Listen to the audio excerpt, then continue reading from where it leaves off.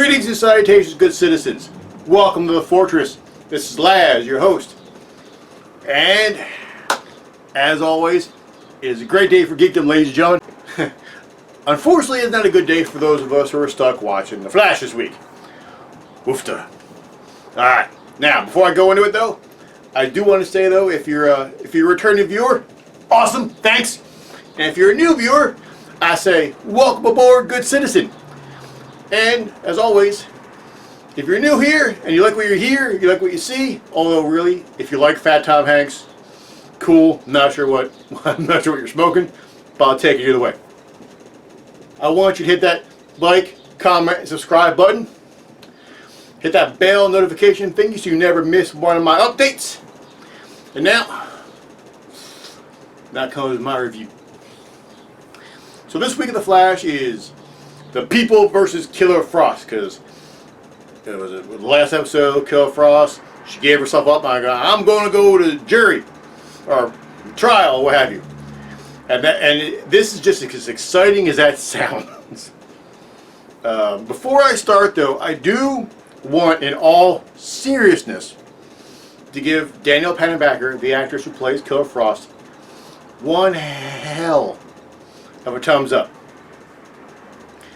Because this is how good of an actor, or actress, sorry, actor is what they call them in the industry, so to speak, and that's just kind of stuck with me, but what they call, she is so talented of an actor, wow. She is so talented of an actress that she has legitimate emotional arguments with herself, and they're believable. Like it's believable, you buy into it. She's amazing. And also another plus about this episode, we get more Joe West. That's always a good thing. Now, let's get down to what I don't like about the episode, which is the rest of it. So basically, you know, it opens, Frost is on trial, everyone's there, except for Barry and Speed Force and the all-supreme god known as Iris. Because I start getting, we are getting tracking signals for for Abby. Abby is somewhere. Go find Abby. And Flash is like, all right, fine. And Speed Force is like, let's go. And Iris is like, I will man the communicator, for I am all-knowing and all-wise and all-powerful, and nothing will ever be wrong with me, for I am Iris! So, during the trial, they find out that, oh no, nay, the state does not want to just send Killer Frost to jail. No, they want to make her take the cure so she's no longer has powers and no longer a threat.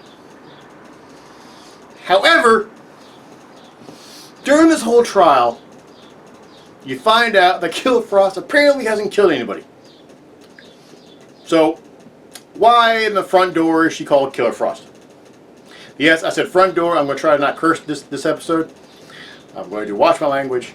I may fail at this horribly, but I'm going to give it a shot. Anyway. So, yeah, I'm Killer Frost. Have you killed anybody? Nope. It's like, I'm Spider-Man. Well, do you do anything like a spider? Not really, I hop. Well, why don't you call it Hoppin' Man? Or why don't you call it Bunny Man or something? It's kind of the same thing. It's like, what the hell? Why would you call her Killer Frost? She doesn't kill anybody. Anyway. So that happens, and then Barry and the Speed Force are walking around searching, and they get to a tent. Now, the whole season, Central City has had tents everywhere, and I don't really know why. And I say it because I know Abracadabra and Abby blew a bunch of crap up. And I also know the Mirror Universe, Mirror Stripper, last season, and the beginning of this season too, took a lot of things out too. However, this city gets blown up every 5 months, if that. Why do we still have tents? And like, what are you? And it looked more like they were doing vaccinations. That's what the kind of setup they looked like. I'm like, you're not helping people. You're not like treating their wounds or anything. You're just giving them shots. Maybe, I don't know. Nothing made sense. But Abby's in one of these tents. And the human Abby, I mean. And she's all, oh, blah, blah. I don't, and Barry's like, you know, this is what we think, blah, blah, and then Speed Force is like, you're evil, you're a thing that must be destroyed. And human Abby goes, hey, screw you, kind of hot Speed Force. I don't have to take this, gooey. And they go away. And Barry's like, not Mom, why did you do that? We need to talk to her. And Speed Force like, no, we just kill the little twerp. Because she's evil, she has evil powers in her, kill her. Then Iris has to bow up and be the voice of conscience and reason. And I'm like, the show is called Flash, right? This is Flash's speech. Flash is the one who's supposed to go, no, we don't do that to people. We're heroes. Heroes don't kidnap and kill people for no reason. Or without any proof. Or we were going to help her. She's an innocent. She just doesn't know what's happening. But no, Iris gets that because we all know Iris is all wise and powerful. We must bow down to the queen known as Iris. Meanwhile, at the court thing, Killer Frost decides that they're not going to try to hack in anything, try to figure out what is up with detective ladies. I'll give her a name. I don't know what her name is. I don't care enough to give her a name. But the lady who's leading this whole thing, who has a hate boner for Killer Frost for some reason, and she's like, oh, blah blah blah blah blah blah blah. So we're gonna hack into it, and she's like, no. And then of course, and then Killer Frost's like, no, we're gonna do this the right way. So of course, Caitlin, Cisco, and allergy medication are like, nope, we're gonna do it the wrong way, cause. And they do stuff, and they somehow disable the cure in this heisty looking thing, and Lego runs into Detective What's Her Face, and but then Caitlin's able to go in and plant this bomb thingy that basically neutralizes everything. But as soon as she sees Detective Lady, I'm like, well, this is over, because unless Detective Lady is a complete moron. And so unless the Detective Lady either is a complete moron or more like, she comes from the Gotham City from the 1960s Batman show, or Gotham City, where everyone is stupid except for the villains, Batman, Robin, Batgirl, and Alfred. Other than that, everyone's a moron. So unless she's from there, she's going to figure out, oh, something is up, we're going to have to do something. And sure enough, you get back to the trial, and the judge is like, well, some bad crap happened, so we're going to have to do this, that, and the other thing, and I was going to let you go, but now the trial's going to keep going, and blah, blah, blah. Then Caitlin and Frost have an argument, and it was really well done. Very emotional. And then Caitlin talks to the Detective Lady, and you find out that the Detective Lady is essentially a racist. And I say essentially because yeah, it's basically because she's all like, no, all people with powers are evil, and especially the ones who are pretending to be heroes, because I got snowed by somebody who I believe was a hero and led me and my men into a bunch of ambushes, or into an ambush, and they all died except me, whatever. And I'm sitting there going, what hero are we talking about? Who are you? And I'm sure someone goes, well, actually, her character is this, and she's from this issue of SpongeBob Showcase number 40 or whatever. I don't care, because again, I don't care enough about the show to do any kind of research. Don't give a rat's her in. But she just says it, I'm like, all right, whatever. And then Caitlin and Frost have another conversation, and Frost is like, Caitlin's like, I'm scared. You're my sister. I don't want to live without you. And I'm like, she's not your sister. She's a split personality that got sentenced. There's a difference. like she was a voice in your head because split personality. And then suddenly, magic television, she's a real person. It's like in Doctor Who, when the TARDIS became a lady. The TARDIS wasn't a real person, it was just the TARDIS as a lady. Kind of the same thing. And then as the trial's going, and this is the one thing, something I meant to say and I forgot earlier, but I'm going to say it now. What is it with superhero shows and movies where a character does something horrendous, a crime or whatever, like, you know, kidnap an entire town and brainwash them into being in your fantasy world, but that's okay, or blowing up a bunch of innocent people, but that's okay because you're misunderstood or whatever. And in this show, Killer Frost, they may have said she didn't kill people, which, best of my knowledge, she has. But still, committed enough crimes to be on the freaking FBI's most wanted list. And everyone, like, especially allergy medication girl, who's freaking annoying as hell. But they're all like, it doesn't matter. You're not that person anymore. You're good. You should have to go to jail. I'm like, yeah, she should. I get it. She's a hero. She saved the world. That doesn't even wipe her slate clean. Did none of you people watch Angel? This is what, you know, basically this is what the fight for retribution means.